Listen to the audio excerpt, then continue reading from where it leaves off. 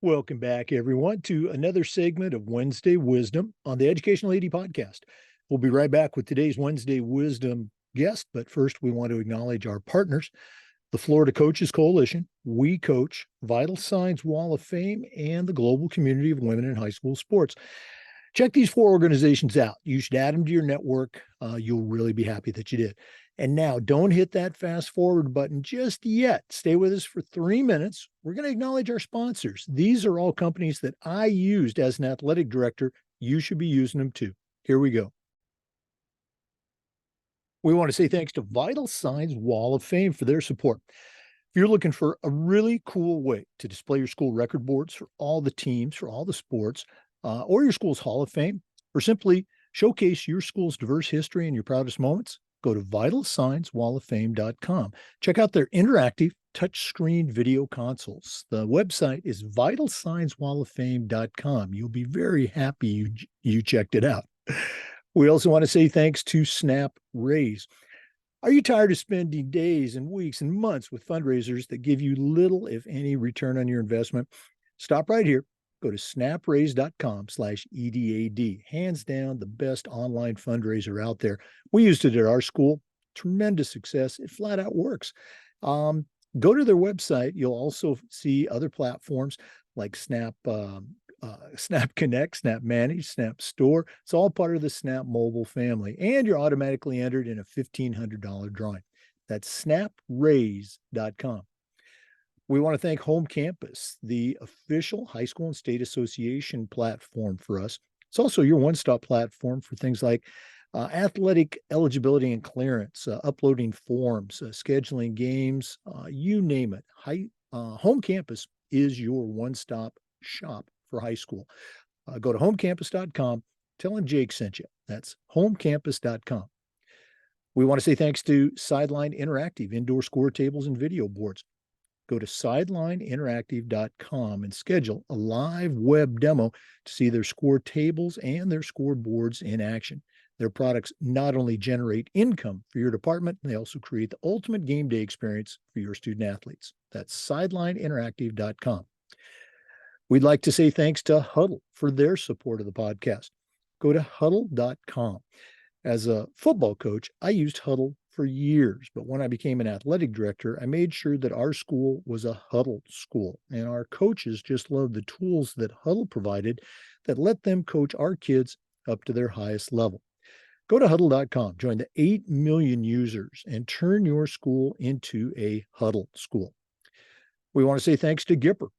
Go to Gipper.com, start creating world-class content for your school's social media channel in seconds. It's so easy, even I can do it. Your kids are on social media, and if you're not celebrating your teams and promoting your athletes, you're missing out on a great opportunity.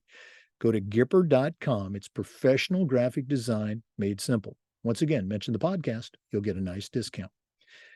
We want to thank Hometown Ticketing for their support. Hometown is the leading digital ticketing provider to schools and colleges. I don't think I need to say anything more. Go to hometownticketing.com. Their team will get you set up selling your tickets online for all your events, not just athletics. It's digital ticketing that offers more. hometownticketing.com. And we'd like to thank Athletic Surveys by LifeTrack. If you've never used a survey to take the pulse of your parents or your student athletes or even your coaches, you're really missing out. Go to athleticsurveys.com. They're going to create a custom survey that's going to connect you. It's going to connect you to those parents that want to gripe, and it's also going to connect you to the 98% of your parents and student athletes that support your program. That's a tremendously valuable tool to have when you're talking with a frustrated parent or your principal or your school board. Go to athleticsurveys.com to get started. athleticsurveys.com. Welcome back, everybody, to another segment of Wednesday Wisdom on the Educational AD Podcast. We've got an old friend who's back with us. One of our regular contributors, Elisha De Jesus, is back.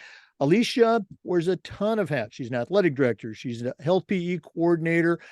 She does it all for the Middletown School District, and that's in Middletown, Connecticut. For listeners, we're recording this on November 15th, so it's going to be very timely by the time you hear it. Elisha, welcome back. to Wednesday Wisdom. And what do you have for our listeners? Hi, Jake. Thanks for that intro. It's always good to be back and excited to be here today. Today, I wanted to highlight and to talk a little bit about our booster club. So I was lucky enough 10 years ago when I started here as the athletic director. I came into our department, and our booster club had been running since the 80s, and it was established bylaws, mission statement. So when I came in, it was like, all right, I was new to it, so I went to a couple of meetings. I was like, wow, this is pretty good. I'm really liking all of this, and I say highlight because I don't think we talk about our booster clubs that are really doing really well. I don't think we talk about and give those people credit. And we're here to serve and help and assist. And I think it's a big deal when we have parents and guardians volunteering their time every year to help and assist the athletic department. So again, I want to, highlight and give a shout out to our booster club. I think it's important to say that in 2000, I'll start with this. In 2017, our booster club was nominated by Varsity Brands as a school spirit award within their school spirit awards for the best booster club in the country. We were one of 4 schools nominated, and the experience, we actually got to go to Florida in May, and we didn't win, but we were able to go and talk and collaborate and connect and network with the other 3 booster club award nominees that were there, and it was just an amazing experience. We always have room to grow, but I think some of the things that we have in place are really important, are important to share. And I was lucky enough with a colleague of mine, Matt Martorelli, who's over at Farmington High School in Connecticut. We just presented to our state association some best practices for a booster club a couple weeks ago at one of our state professional development days. So we got into the nuts and bolts of things, that how we run it and how important it is when you're starting a booster club to have your mission statement established. So our mission statement at Middletown High is to assist the athletic department in the promotion, operation, and perpetuation of all athletic programs and their student athletes.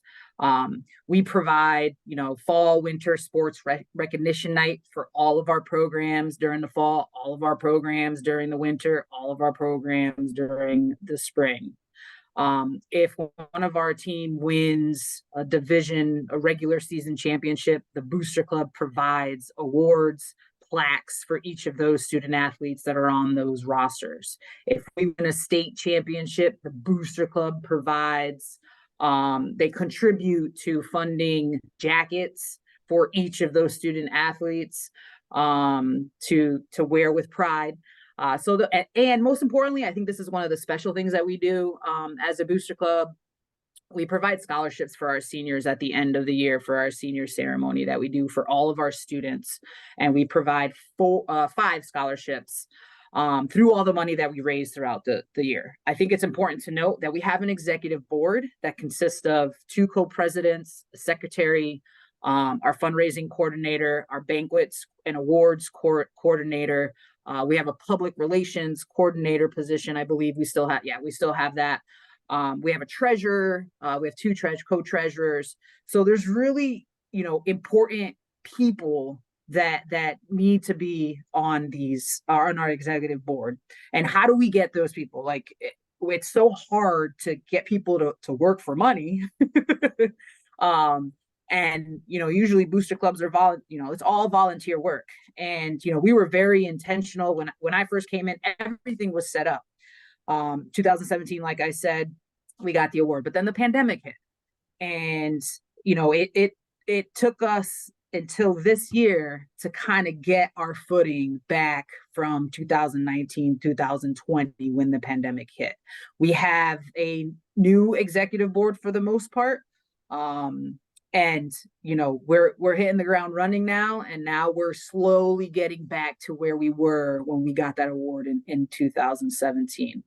I want to give a shout out to Anthony Fazzino, who was our president for so long when I first got here until about I think it was 2021 that he retired from the position, and then now our executive board group. This is all volunteer work. So, when Anthony retired, I was intentional in what are we going to do? How are we going to get some people into these roles that I know are committed to our students, are committed to our programs, and that will really do a really good job.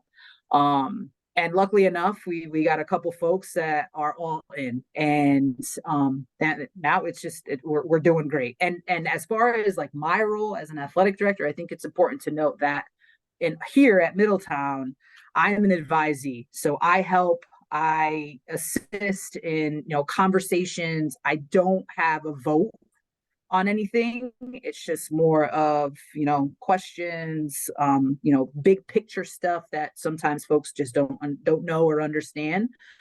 And I give that input.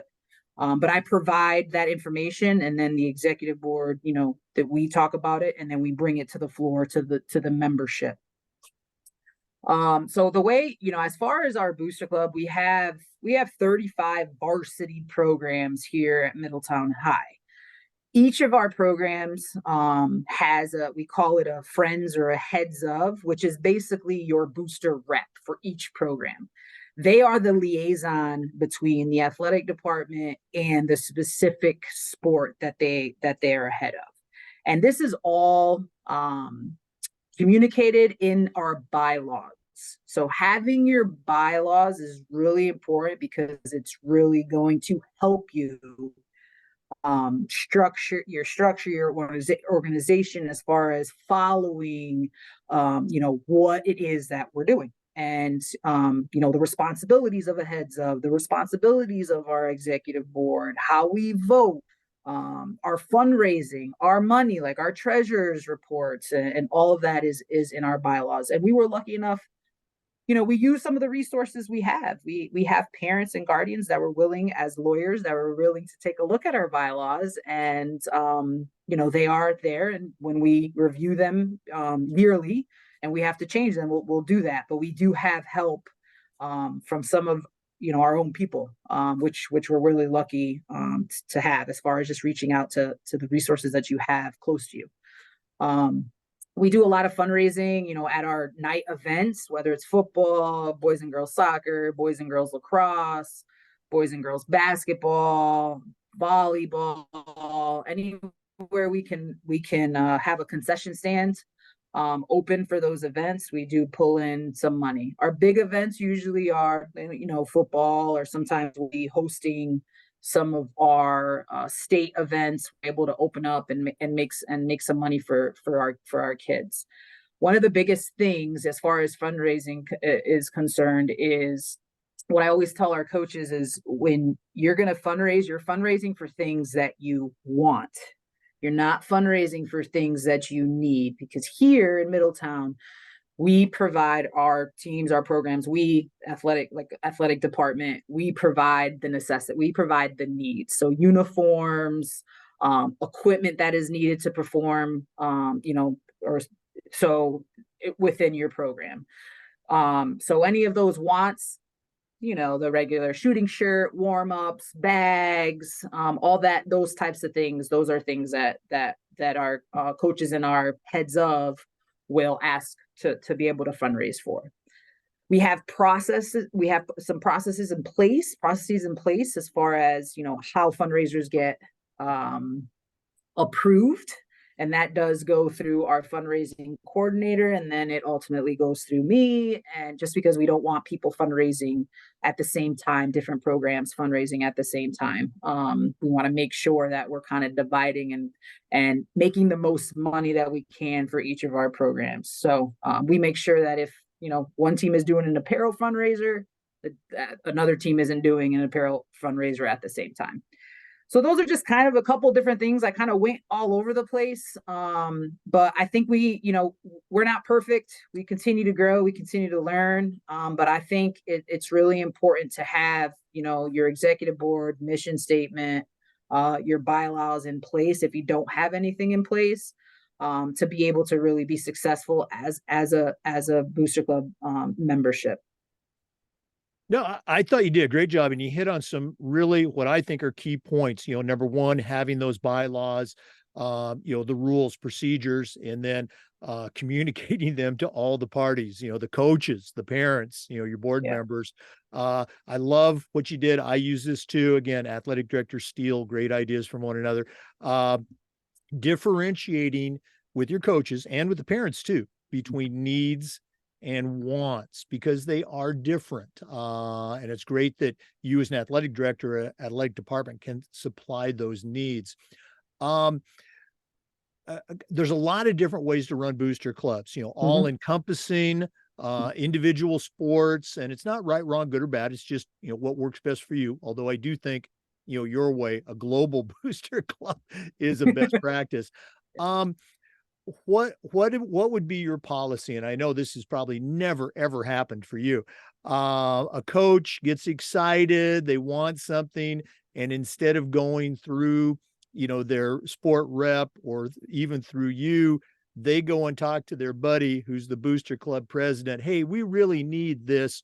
Usually it's something I'll joke, and it could be football, basketball, you name it, but they got to have that fourth set of uniforms, the camo uniforms or the pink uniforms or whatever. It's certainly not a need. How do you communicate that to coaches so it doesn't happen? And then what do you do if it were to happen?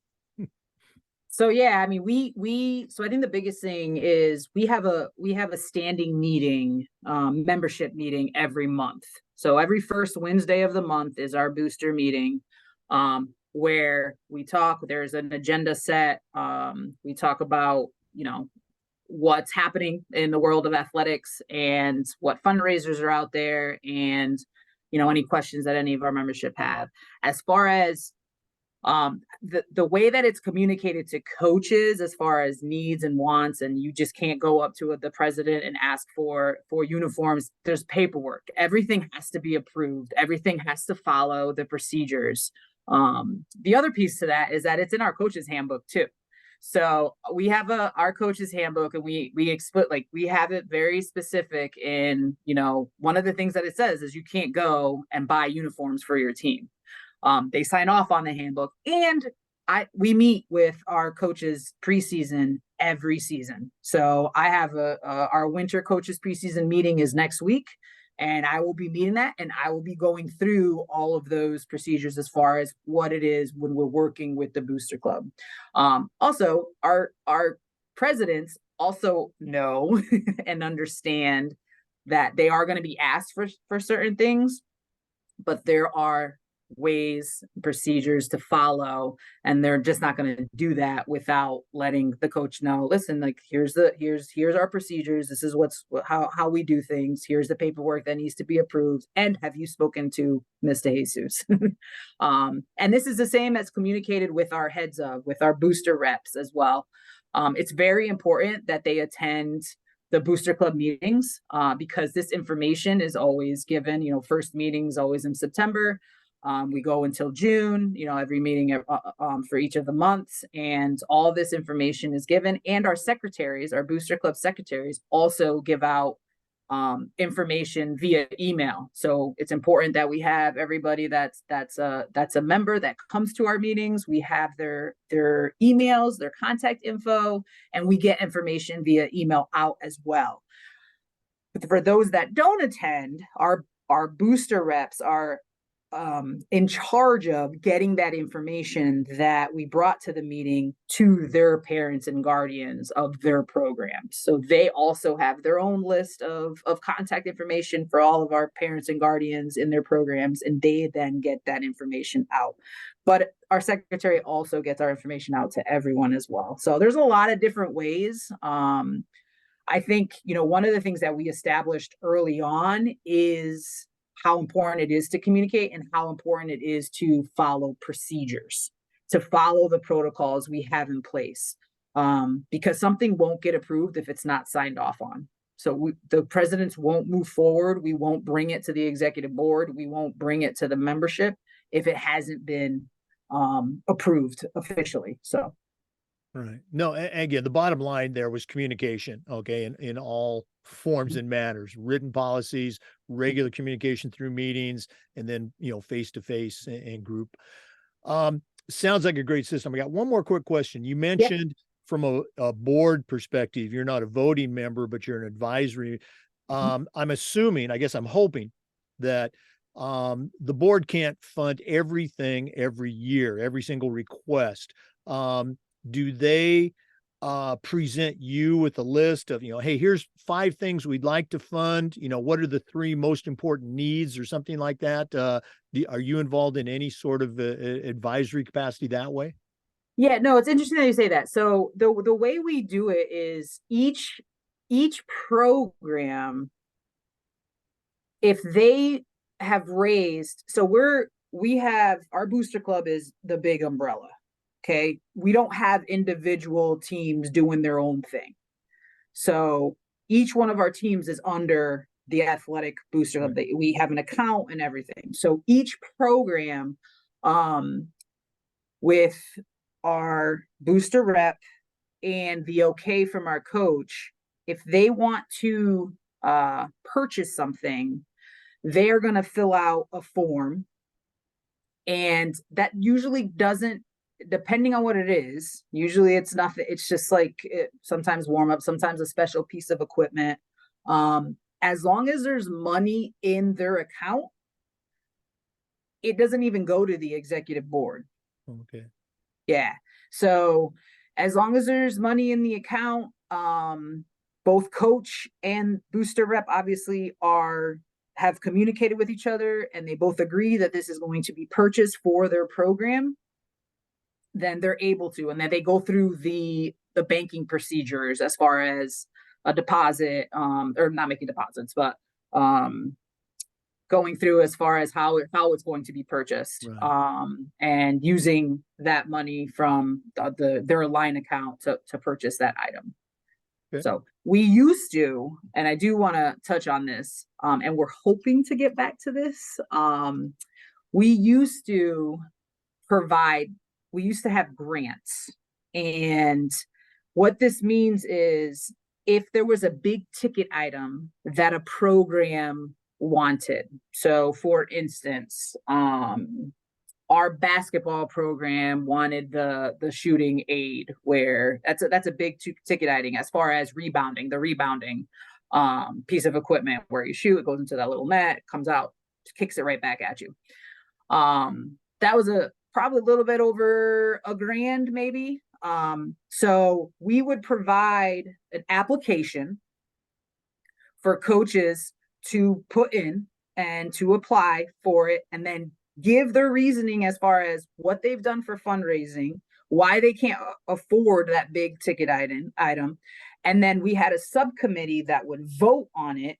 And then we had enough money allocated in our report, in our treasury, in the bank, and there would be a decision made with the subcommittee that would bring it back to the executive board. Okay, yes, we're going to do this.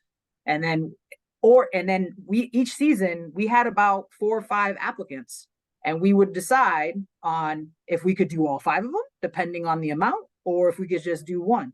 But it would really, really, depend on what the application said and how they did their fundraising and what they've done. And they just had to kind of prove and advocate for the program, of the need of the want of having this, whatever it is. Right. No, and again, that makes perfect sense. It sounds like a really, really well-run system. If one of our listeners wanted to reach out, find out a little bit more, or just add you to their network, and listeners, you got a great resource here. What's the best way that they can connect with you? So, I mean, you can email me. And my email is De Jesus, which is my last name, and my first initial. So it's DEJESUSE at mpsct.org. That's my email. You can connect with me that way, or you can go right onto, and I have no problem with that, but you can also go right onto our website. It's really important, if you do have a booster club, to have a booster website. So that provides all of this information with all of our, we have our forms on there. We have all the contact information for our executive board, our heads of.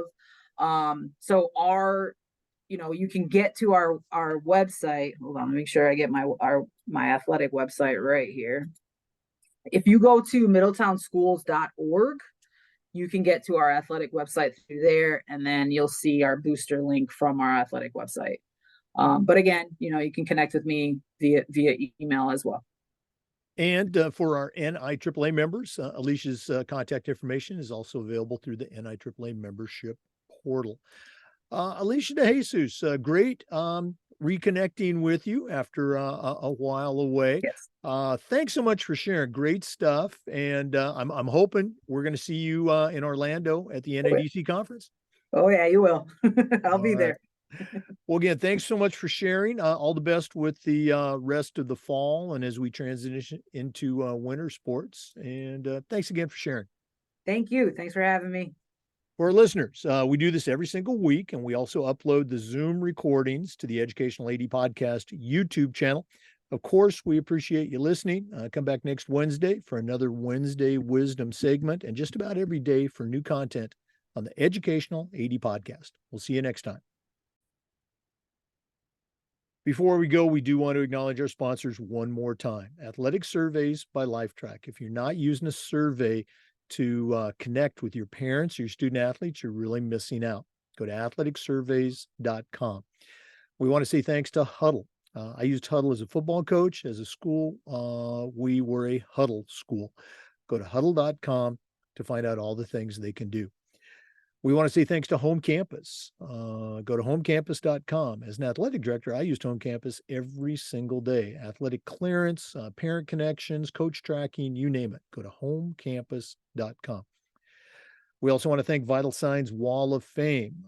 Check out their interactive touchscreen video consoles. Great way to display your record boards, your school's Hall of Fame, or just tell your school's compelling stories. VitalSignsWallOfFame.com. Mention the podcast, you'll get a nice discount. If you're looking for a fundraiser, stop looking. Go to SnapRaise.com. Hands down, the best online fundraiser out there. SnapRaise.com/EDAD.